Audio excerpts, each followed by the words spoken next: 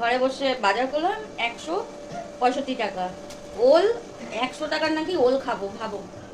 তো পুরোটাই নিয়ে নিয়েছি ওর কাছে যা ছিল। আর এই দেখো বেগুন, এই বেগুনটা ভাজা খেতে ভালো লাগে। এবার আমি যাইনি দেখে পোকাটা দিয়ে দিচ্ছে বলো। আর আছে উচ্ছে, উচ্ছেটা আমার ভালো লাগে ভাজা বা চচ্চড়ি। এই দেখো তো সবটা তোমাদের দেখালাম। এই দেখো এইটুকু বাজার 165 টাকা। দেখি এবার চিংড়ি মাছ পেলে তবে তো ওলটা ভালো লাগবে।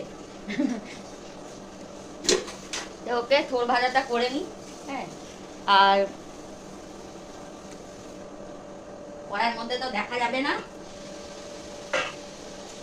ভীষণ গরম লাগছে। দাঁড়া ফ্যানটা চালাই। আচ্ছা আচ্ছা ঠিক আছে। রাতে এসে আমি দোকান থেকে এসে স্নান করি জানো তো, না হলে আমি থাকতে পারি না, আমার ভীষণ খারাপ লাগে। বাইরে থেকে এসে আমাকে স্নান করতেই হবে। তো অনেকটা অন্ধকার হচ্ছে, কেন বলতে এই আলোটা জেলে দাও তো একটু, একই কারণে কালো আরো ভালো লাগছে। যাই হোক, এই যে তোর ভাজা হচ্ছে। আর এবার বাজারে যাবে, দেখি কি আনে।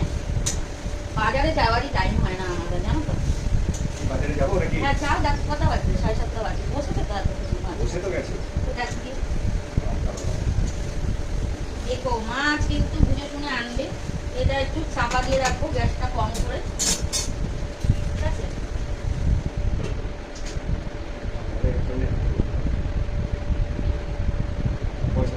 হ্যাঁ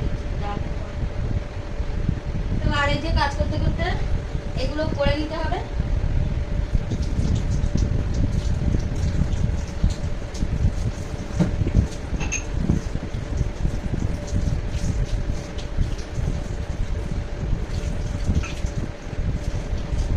সঙ্গে সঙ্গে ধুয়ে নিলে না বাসনটা অনেকটা কম পড়ে। আমাদের কাজের লোক নেই, আমরা নিজেরাই করি। আর দুইজন থাকি, কি কাজের লোক রাখবো বলো? সারাদিন তো থাকি না, তোমরা জানো দোকানে যাবো, দোকানে যেতে হয় আমাদের।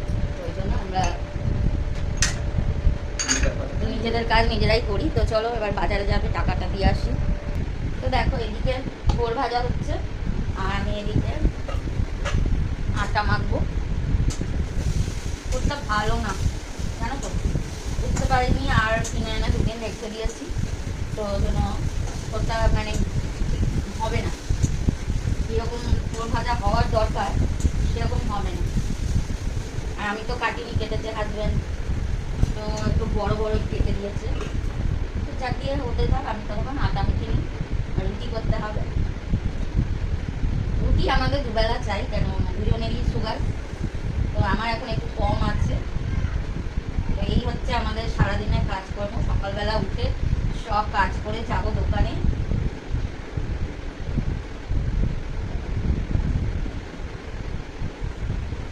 তো যদি আমাদের ভিডিও ভালো লাগে সবাই দেখবেন, লাইক করবেন, শেয়ার করবেন। শেয়ার তো কেউ করেই না। যাকে আমি যাদের বন্ধু, যাদেরকে আমি সাপোর্ট করি তারা অন্তত করো, লাইক করো, কমেন্ট করো, ভিডিও দেখো যদি ভালো লাগে। তো চলো রুটিটা করে নিই, এটা এই পর্যন্তই শেষ করি।